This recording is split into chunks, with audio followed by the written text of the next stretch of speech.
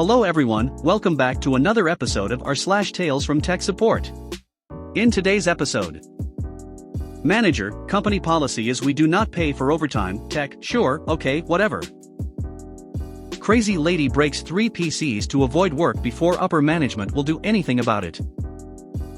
10 seconds for $10,000. Before we get started, make sure to subscribe so you will never miss a video. So let's get started. Manager, company policy is we do not pay for overtime, tech, sure, okay, whatever. Sometimes as a consultant you get to see how an office functions from an outsider perspective. Since you are an independent contractor, the company treats you differently than an employee. Also, just due to the nature of contract work, your engagement is usually short-term. This makes you a temporary fixture and sometimes are just treated as the fly on the wall, like you do not exist.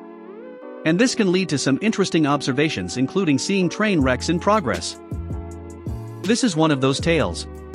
Not so much about the nuts and bolts of tech support, but more about the people and some good old-fashioned just desserts. Background. As a consultant, you are always going to be the IT guy whether you like it or not. No matter how you market your services, every single company is going to assume you can do anything with a computer. And, when business is slow, this is not necessarily a bad thing if you just need work. About 10 years ago I found myself in a situation. I got an inquiry through my website asking about assistance deploying some workstations and other mundane tasks. Usually I would pass on this kind of work, but it was winter and the other client work was dry that month. A guy still has to pay the bills, so I followed up and within a day the scope of work was signed. Easy stuff. The company had its own IT department, but just needed some extra hands. I was going to be one of 3 outside contractors that would deploy some workstations, do some server admin work, and set up some other equipment for a new department. The money wasn't the best, but it was time I had free, and it was all swing shift work, meaning no traffic, and I get to sleep in. Not bad. The first day, I report as requested about 3 p.m. and talk to our contact. He was a senior engineer in charge of part of the IT department there. Saying he really doesn't have time to do anything more than a quick introduction, as they are slammed with work, he shows us the ropes and leaves us to it. Between 3 of us we break down our specialties and parse out the work. Everyone knows this is a cakewalk of a job and wants to just get it done fast, as the pay was flat rate. I take the server work and see my contact, who the system administrator. Figuring he was probably gone for the day, as it was mid-evening, I was just going to leave him a note asking him to call me, but to my surprise he is at his desk. In fact, just about everyone in the IT department are milling around. Didn't think much of it at the time, just that it was one busy department and the guys must be pulling double shifts. He shows me the systems, and I get to work. Around midnight we are wrapping up for the night, and the 3 of us break down what we have left with the senior engineer who is still on site. The plan is to wait until Friday night to deploy the workstations and get everything in place. The senior engineer says most of his team will probably be there all weekend anyhow, so doesn't matter to him. I left thinking, man, that is a busy place. Those guys must really be pulling down the overtime. I wonder what is going on, they have so much work. As I walked out the door that night, soon enough I would find out the deal. Friday night. Head to the work site a little early on Friday, figuring if we all pull a long night we should be able to wrap it up and all get our weekend back. Things are going great, and we are ahead of schedule, so the senior engineer offers to take us out a local diner, while we wait for the office to close up so we can deploy workstations without tripping over people. At the diner, senior engineer, SE, I want to thank you guys for all your hard work. We are all overworked, and when we got approval to contract out this job everyone was excited. IT guy, me, hey, glad to be of service. Looks like you guys are crazy busy. Is everyone pulling doubles and doing weekends to handle your ticket load? SE, oh, we are understaffed, so we all have to pull extra hours. Me, that sucks, but must be some great overtime. SE, overtime, not really, we are all salaried, some loophole or something, we just put in the time because we all need the job right now. The conversation trailed off from there, but it left me thinking, in this state most IT workers are eligible for overtime as a matter of law, there is no loophole like that, something isn't right. Back at the work site. I'm in the network closet with the systems administrator hooking up some ports and finishing the server work. He is a friendly guy, so we start chatting. Me, I was talking to your buddy, and it seems like you guys work insane hours here. I asked, trying to fish for a little information. Systems admin, SA, oh yeah, it has been like this for a year. 60 hours is a light week these days. It is bullshit. Me, yeah, the other guy said you don't get overtime. SA, laughs. That is what the boss tell us. Let me show you something. He pulls up an email exchange he had with his manager. It is dated about 10 months ago, and makes the very point I thought, that the entire department should be getting overtime and the law requires it. His boss response in bold and caps was, "It is company policy to not pay any overtime. Working more than 40 hours is part of the job. Deal with it or find another place to work." Then the SA smirks and shows me his response to the boss, "Sure. Okay. Whatever," his emphasis. And that was the end of the exchange. Me, look, I'm not a lawyer, but you might want to call up the labor department. I'm pretty sure it is illegal for you to not be getting overtime. Then to my surprise, the SA pulls up another email from his personal account. Oh, it is blatantly illegal. I asked a lawyer, and this was his response. He showed me a memo explaining the law, and that most likely a lawsuit would be successful. This was dated about 9 months ago. Me, confused, so you guys know you should be getting overtime, but not getting paid, and everyone is okay with that. SA, we all make sure to log all of our hours and document the time. Me, still confused, but you still aren't getting actually paid overtime? SA, no, but we will. Here is the kicker. According to the lawyer, the labor department will look back at the hours we put in for the last 12 months and award us retroactive overtime. So all of us just log our time and keep records, then in about a month we are going to file a claim altogether. The company is going to be on the hook for all that overtime, and they won't be allowed to fire any of us for reporting them either. Then the coup de grace. SA, we all figured when this whole thing started, if we pressed the point back, then they would just figure out a way to screw us. So we just all decided to stay quiet, put in the time they tell us to work, and we will get our bonus check when it is all said and done, if this stuff is all backdated. Damn. That is some cold stone strategizing. Me, how many hours do you think you guys have piled up? SA, hard to tell. Everyone keeps their own paper logs to keep it quiet. We also don't talk about it too much, so nothing gets out, but last time we met outside of work it was a boatload of time.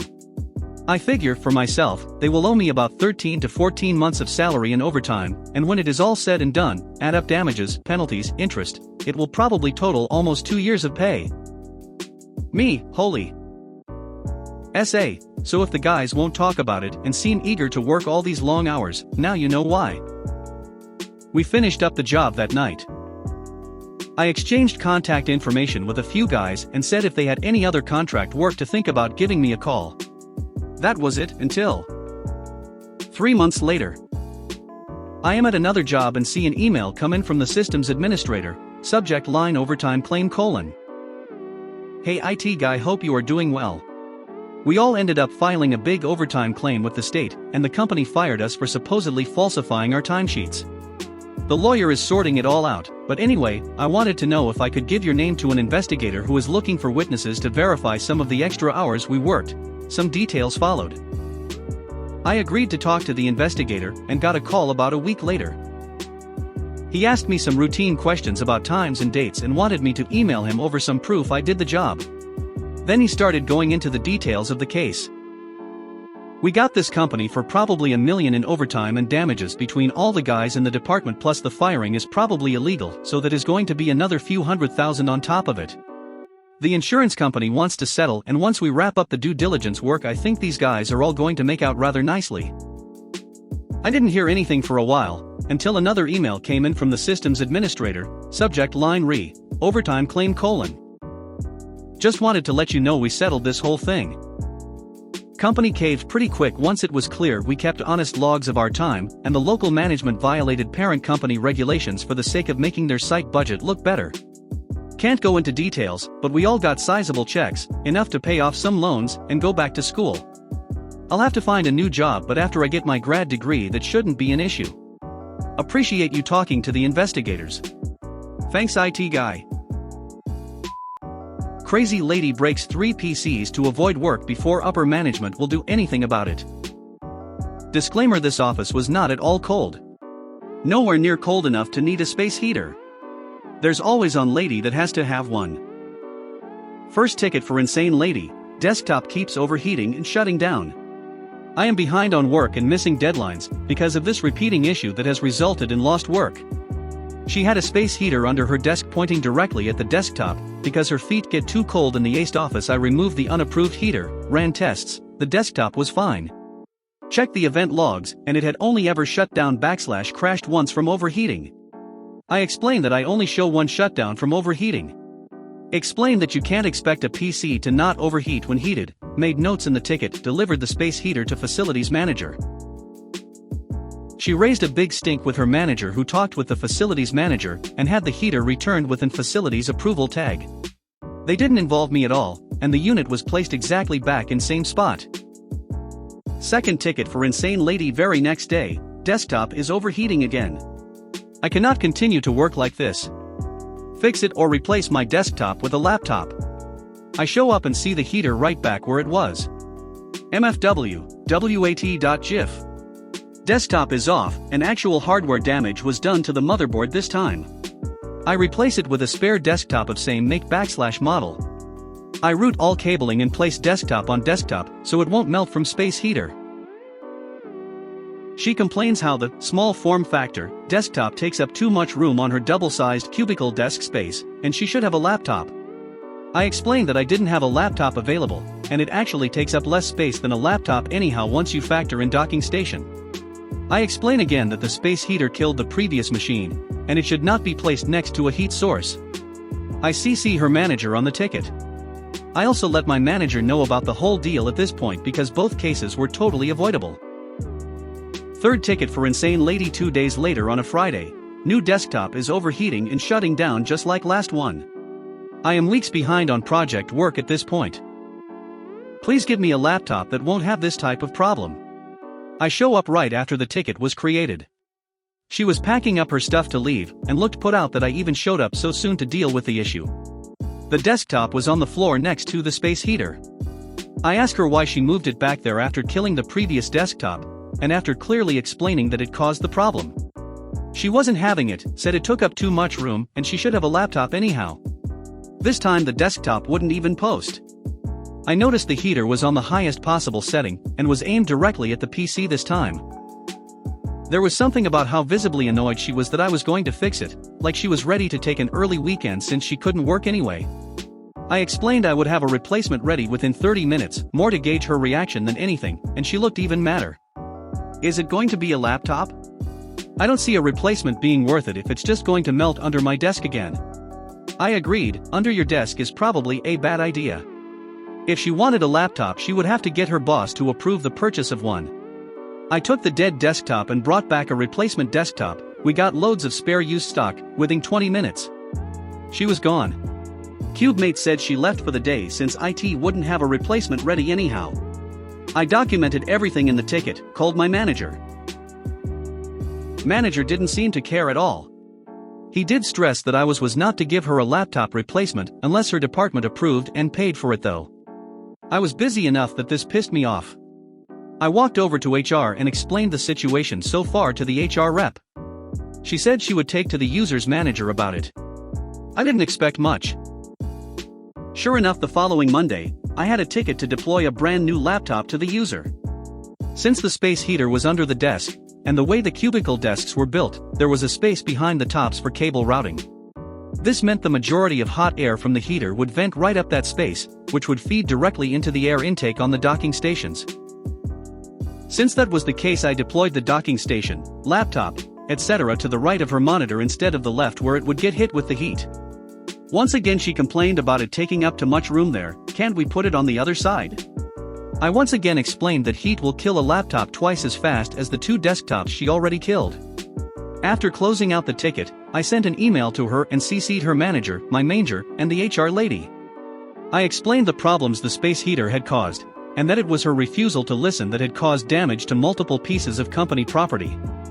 I let her know that moving the laptop to the other side of her desk would very likely damage the brand new laptop, and it should not be done, and would result in further delays in her ability to finish her projects. Fourth ticket from insane lady: 2 days later, laptop will not turn on. Leaving for the day, please fix or replace. It was 10 a.m. on Wednesday. She wasn't there. Laptop was moved to left side of desk, space heater still on full blast. Pointing backwards. Without touching anything, I called the facilities guy. He agreed that the heater shouldn't have ever been returned. Agreed that this woman could have burned down the whole goddamned building. Brand new laptop was toast. Took photos of everything. Emailed her boss, CC'd HR and my manager. Apparently her manager didn't even know she left for the day. She was 2 weeks behind on a big project, kept blaming IT for messing up her schedule with PCs that didn't work. I pulled the drive, dumped all the data, was able to easily show she hadn't done any work for said project at all in the last month. Never saw inane lady again after that. Much stricter rules were put in place for space heaters after that, so at least I dealt with less overheating issues. It's just frustrating that I could tell pretty quickly she was full of shit, but couldn't really do anything about it. 10 seconds for $10,000 US. First time posting to this sub and Reddit, so here goes. This story happened when I first joined my current company, and while I was not the one that actually had to deal with the problem, I was bystanding and heard the juicy parts from my mentor himself. Exactly 2 days before a major festive celebration, we get a call from $user who is panicking because one of his equipment failed and production had been come to a screeching halt. Now, I work in a company that services critical process equipment in a country with a distinct west half and east half, separated by the sea, important as we are based in the western half. The client was a major refining plant for the petroleum industry. As we normally do, we go through the usual troubleshooting steps. Did you this turn on? Is this connection active? Yada yada, but the only answer coming from $user was yes with nothing seemingly wrong. This went on for about half an hour when suddenly our boss comes in. The client's head of production, $head, had just called him and was apparently livid. It turns out the machine had stopped working for more than an hour, and the production was severely interrupted until the problem got fixed. Now everyone was in panic, as every hour the production was interrupted, the client was losing money in the tens of thousands US, and the client had the right to sue us for any damages that occur as a result of equipment downtime. $head was not happy that their internal team was not able to fix problem, and $user was not making any headway in fixing the problem via phone. To resolve the issue, $head demanded that support be performed immediately on site.